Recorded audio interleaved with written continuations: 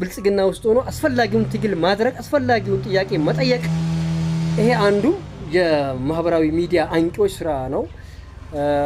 ጥያቄያችን ብልጽግና ውስጥ ሆነን አለይኩም ወራህመቱላሂ ተዓላ ወበረካቱ ያ ጀማዎች አህለን ወሰህለን እንዴት ናችሁ? እንደምን አላችሁ?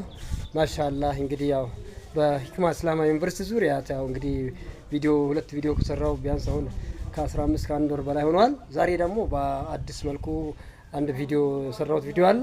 እንግዲህ እየሰራሁት ያለው ቪዲዮ የሂክማ እስላማዊ ዩኒቨርሲቲ በተለያየ አካውንት ተከፍቷል። ያም አካውንት ደግሞ ዛሬ ደግሞ የሚያሳያችሁ ሁለት የአቢሲኒያ አካውንት በአንዱ ተቋም ሁለት የአቢሲኒያ አካውንት ተከፍቷል። የሚገርማችሁ ነገር ሁለቱም አክቲቭ ነው። በሁለቱም በአንዱ 100 ብር በአንዱ 50 ብር ልኬበት ያው እንትኑን አታች አድርግላችኋለሁ ከታች። በጣም የሚያሳዝን ነገር ነው። አንዳንዴ ይህንን ጥያቄ እንግዲህ ወደ ሚዲያ ወጥተህ እንዲጠይቅ ደግሞ ያደረገንም የቦርዱ አባል ነው። በጊዜ ጉዳዩን ቢጨርሰው ኖሮ በጊዜው ቢፈታው ኖሮ ይፈታ ነበረ።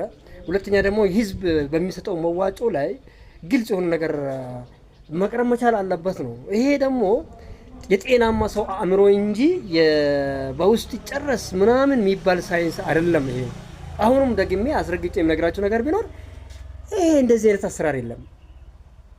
ምክንያቱም ተቋሙ የህዝብ ተቋም ነው። ውጭ ያሉ ልጆች አንበለም አልጠጠም ብለው የሰበሰቡት ነው። አርሶ አደር ችግር ያለበት ከልጆቹ ጎሮሮ ነጥቆ የሰጠው ብር ነው። ይሄ ብር ደግሞ በግልጽ ቋንቋ ለህዝብ ለማህበረሰቡ ግልጽ ኦዲት ይደረግ ይቅረብ፣ በአማና በአደሬታ የተሰጠ ሀብት ነው ንብረት ነው ብሎ መጠየቅ ጤናማነት ነው። እንደ ኢስላም እንደ አእምሮም እንደ ህግም በጣም ተፈላጊ ተወዳጅ ነገር ነው።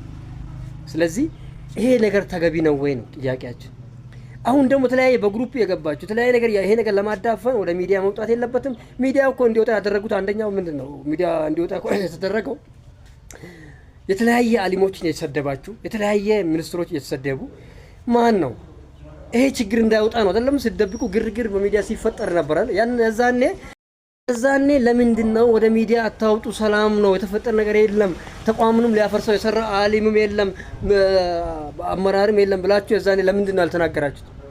ትላልቅ አሊሞች አላህ ያሳያችሁ ሂክማን ሊያፈርሱ ነው ተብሎ ሲሰደቡ የነበሩ ሳውዲ አረቢያ ከገቢ አሰባሰብ ጊዜ ጀምሮ ለምንድነው ዝም የተባለው? የዛኔ ተቋም እየተገነባ ነው አይደል?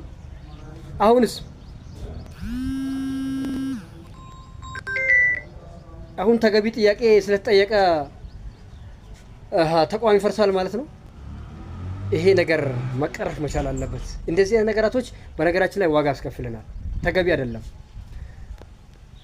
መቀረፍ መቻል አለበት ነው። በቃ የህዝብ የሰጠውን አማና ማን ጊዜም በጠየቀ ሰዓት በተገቢው ምላሽ መስጣት፣ በገለልተኛ ወገን ኦዲት ተደርጎ መስጣት።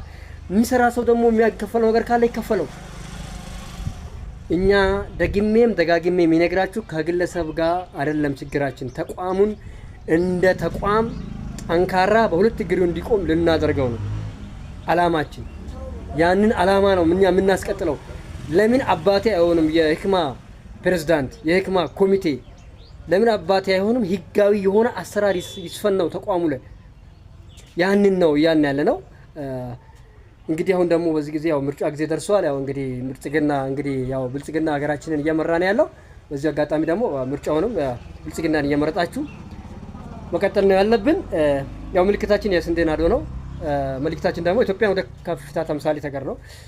ይሄም ማለት ደግሞ የአንድ ሀገር መንግስት እየሰራ ያለውን ተጨባጭ ነገር ሁኔታ አይቶ አምኖ መደገፍ፣ ማገዝ፣ ከጎን ሆኖ ብልጽግና ውስጥ ሆኖ አስፈላጊውን ትግል ማድረግ አስፈላጊውን ጥያቄ መጠየቅ ይሄ አንዱ የማህበራዊ ሚዲያ አንቂዎች ስራ ነው። ጥያቄያችን ብልጽግና ውስጥ ሆነን